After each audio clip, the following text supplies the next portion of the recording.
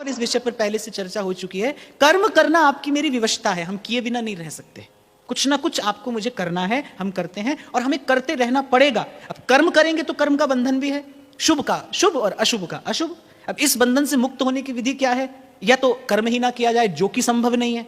फिर दूसरी विधि क्या है? फिर संतों ने एक और मार्ग दिया है, बीच का मार्ग है, बड़ा संतुलित मार्ग है वो। बोले किया तो जाए, लेकिन इस भाव से किया जाए, ना मैंने कुछ है किया, ना कुछ करने योग, जो कुछ किया सो आपने, प्रभु आप ही करने योग। लेकिन इस कार्य को समर्पण के भाव से किया जाए, छल से नहीं। इस भाव में किया गया छल क्या है?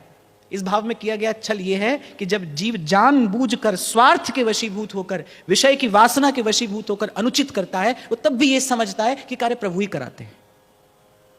प्रथम दिन मैंने आपको स्पष्ट किया था कि भगवान कभी धर्म का पक्ष नहीं छोड़ते।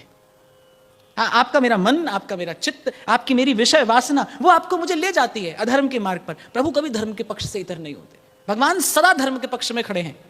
धर्म भगवान का प्राण स्वरूप है। धर्म की रक्षा के लिए भगवान अपना स्थान, अपना धाम छोड़कर आ जाते हैं। जब जब धर्म पीड़ित होता है तब तब प्रभु अवतरित होते हैं। क्यों? क्योंकि धर्म भगवान को अतिशय प्रिय है, धर्म भगवान का प्राण है।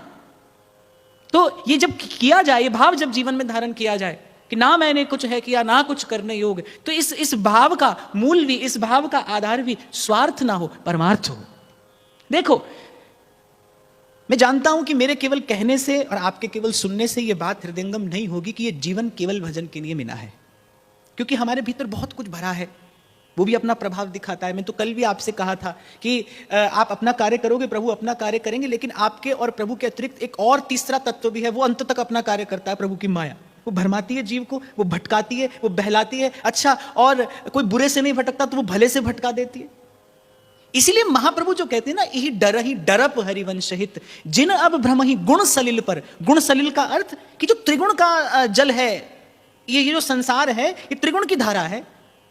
जैसे एक त्रिवेणी बहती है ना, गंगा यमुना सरस्वती, ऐसे ये जो संसार है, ये त्रिगुण की धारा है। सत्वगुण है, रजोगुण है, तमोगुण है। कोई तमोगुण में उलझा है, कोई रजोगुण में उलझा है, और कभी कभी व्यक्ति सतोगुण में भी उलझ जाता है। भाई, भगवान का भक्त तीनों से न्यारा है, और इन तीनों से न्यारे होने की युक्ति यही है कि ना मैंने कुछ है किया और ना कुछ करने जोग, जो कुछ किया सो आपने, प्रभु आप ही करने जोग।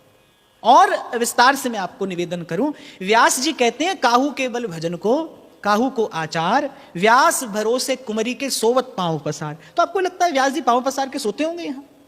जब वो कह रहे हैं कि अपना नाम लेकर कह रहे हैं, व्यास भरोसे कुंवरी के सोवत पांव पसार, तो क्या व्यास जी पांव पसार कर सोते होंगे, या पांव पसार कर सोने का उपदेश, आदेश आपको मुझे दे रहे हैं? ऐसा समझना तो अपनी भूल है ना।